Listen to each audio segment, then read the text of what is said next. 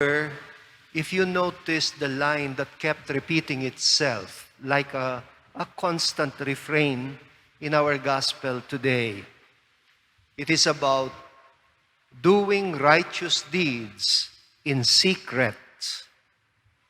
You heard it said 3 times. First, about almsgiving. Second, about praying. And third, about fasting. 3 times, Jesus is reminding his disciples not to do these things with the intention of calling attention to oneself. I remember merong nag-react dito, sabi niya sa akin, pero Bishop, akala ko ba sinabi rin ni Jesus, He expects us to be light of the world. Tama siya. He remembered the line where Jesus said, you do not light a lamp and put it or hide it under a bushel basket. Rather, you put it on a lampstand in order to be seen. In the same way, Jesus says, you must let your light shine before people so that they may see your good deeds. Well, that was in fact the reading just a few days ago. It was from the earlier part of the Sermon on the Mount. You know, in the next few days, we will keep reading from the Sermon on the Mount. And there Jesus indeed is saying that He wants our righteousness to be seen. That is what witnessing is about, by the way. But the person who reminded me of the passage forgot the last line.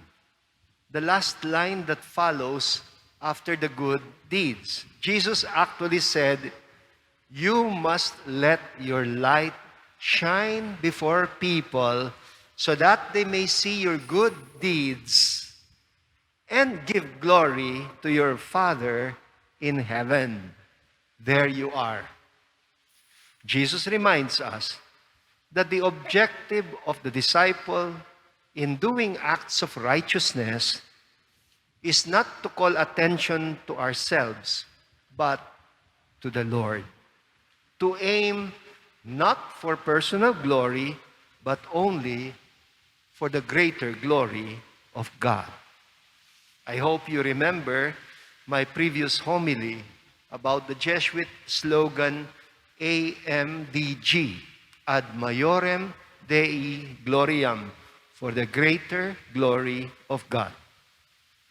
And who else would know kung ano ba talagang intensyon natin except God who sees what is in our hearts?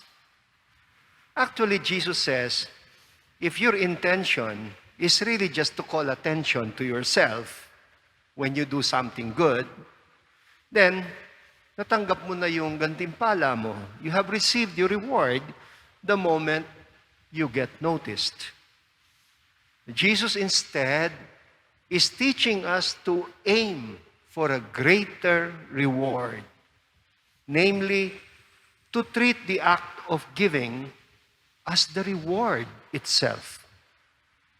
And therefore, to be cheerful when we give.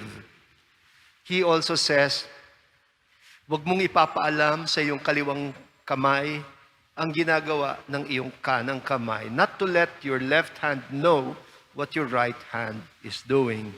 It's a Semitic expression. If the left hand is expecting to get something as the right hand is in the act of giving, then the giving is not truly sincere or wholehearted. It is conditional. People who truly love learn to give for the sheer joy of giving. They do not expect anything in return because the giving is already its own reward. It is then that we grow into the likeness of our generous God. You see, ang mga magulang natin, our parents, Parents are generous to their children without asking their children to pay it back when they are old already. They don't even compute the amount of money that they have spent for us, for clothes, for food, for shelter, for hospitalization, for education, and perhaps even for the stupid things that we have done that made them pay the price. And the children, they usually just take it all for granted. Pag bata pa sila, as if they were entitled to all of it. Until, of course, they become adults themselves. And they start to build their own families and raise their own children and realize, mahirap palang maghanap buhay. It is usually only then that they get to appreciate what their own parents have done for them.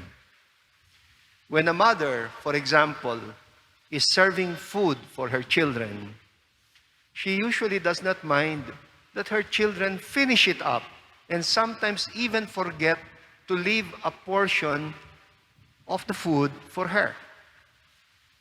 And when the kids realize it and they say sorry to their mother, she would just say, "It's okay, kids. Seeing you satisfied gives me a greater satisfaction. Makita ko lang kayong nabubusog na rin ako." And they're not being dramatic when they say that.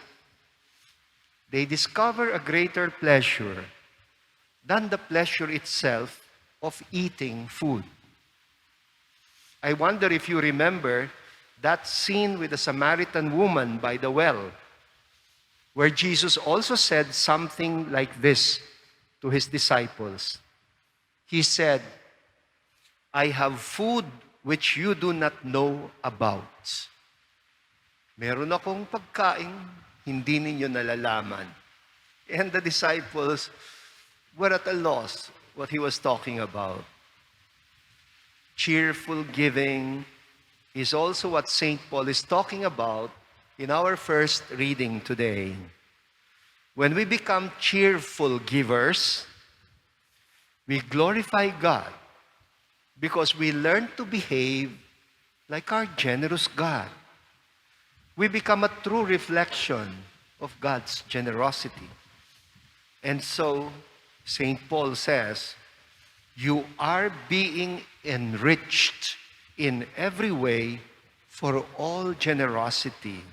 Meaning, generosity enriches not just those who benefit from it, but also the giver himself. And St. Paul also says, through us, it produces a thanksgiving to God. Alam nyo, the word for thanksgiving in Greek is Eucharistia. Many people don't know that Eucharist means thanksgiving, gratitude. It is how our lives are Christified. Remember, I used that word a few days ago. It is how we are transformed into Christ. In Christ, the offerer and the offering, the giver and the gift are one. To be Christ-like is not just to learn to give, but also to learn to live one's whole life as a gift. My life is my gift.